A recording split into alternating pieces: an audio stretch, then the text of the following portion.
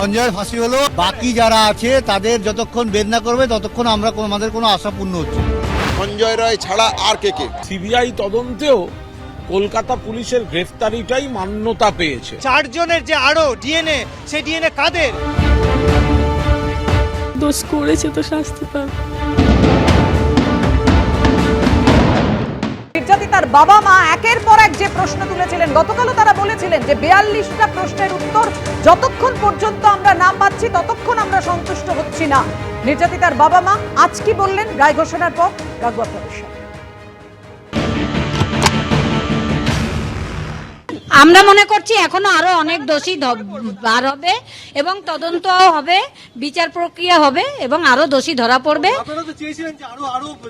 হ্যাঁ, তারা সেটাই বলছি, এখনই বিচার প্রক্রিয়া শেষ হয়ে যাবে না, তদন্তও শেষ হয়ে যাবে না, চলবে। কারো হতাশ হওয়ার কিছু নেই, সবাই যারা আসল দোষী তারা ধরা পড়বে। সোমবার হবে। হ্যাঁ, সোমবার সেটা হবে, সেই শুনানিটাও সোমবার হবে, জাজ বলে দিয়েছেন আজকে।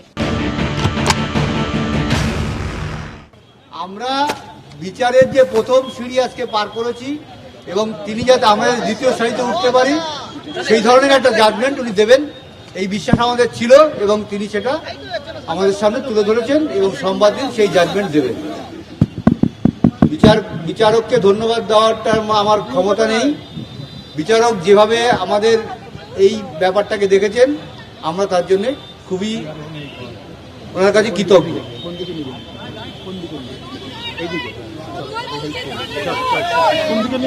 সে এই কথাটা সঞ্জয় রায় যেদিন সাক্ষী দিয়েছিল, সঞ্জয় রায় যেদিন সাক্ষী নেওয়া হয়েছিল সেদিনও বলেছিল। আজ পর্যন্ত কোনো দোষীরাই বলেনি যে আমি দোষী। এখনো অব্দি সেই মর্মে কোনো রকম তথ্য দিতে পারেনি, সেই মর্মে কোনো রকম কোনো এভিডেন্স আসেনি।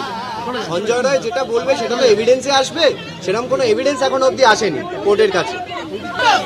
আমরা সঞ্জয়ের দোষী হলে সন্তুষ্ট অসন্তুষ্ট কোনো ব্যাপার নেই, কারণ আমার মেয়ে কোনো কিছুতেই আর ফিরে আসবে না। আমার যা গেছে সেটা আমারই গেছে। সবাই আমাদের সহযোগিতা করছে এবং বিচারটা ভালোভাবে পাইয়ে দেওয়ার জন্য যে চেষ্টা করছে তার জন্য সবার কাছে আমি কৃতজ্ঞ। এবং যারা যারা এই ঘটনার সঙ্গে যুক্ত তাদের কঠোর থেকে কঠোর শাস্তি হবে।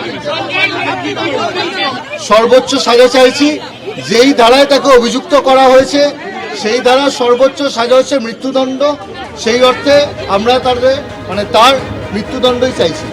দেখুন, আজকে যে রায়দান রয়েছে সেখানে সঞ্জয় রায়কে শাস্তি দেওয়া হয়েছে, ঠিক আছে। সঞ্জয় রায়কে তার বিরুদ্ধে বায়োলজিক্যাল এভিডেন্স আছে, সে দোষী সাব্যস্ত হয়েছে, তার শাস্তি। কিন্তু আর কারা কারা জড়িত? একজন সিভিক ভলেন্টিয়ার, সে কিভাবে জানলো যে 4 তলার সেমিনার রুমে একজন মহিলা ডাক্তার ঘুমিয়ে রয়েছে? কারা আত্মহত্যা বলে চালানোর চেষ্টা করলো? কারা কোন উদ্দেশ্যে আত্মহত্যা বলা হলো তথ্য প্রমাণ লোপাট করলো? মিশ্র ডিএনএর উপস্থিতি কোথা থেকে আসছে? সেমিনার রুমে ধস্তাধস্তির চিহ্ন নেই, সিএফএসএল রিপোর্ট বলছে। তাহলে কোথায় হলো প্লেস অফ অকারেন্স? ফলত প্রকৃত অপরাধী যারা প্রত্যক্ষ পরোক্ষভাবে এই ঘটনার সাথে যুক্ত তারা সবাই যতদিন না শাস্তি পাবে ততদিন অব্দি তো স্বস্তির কোনো জায়গা নেই।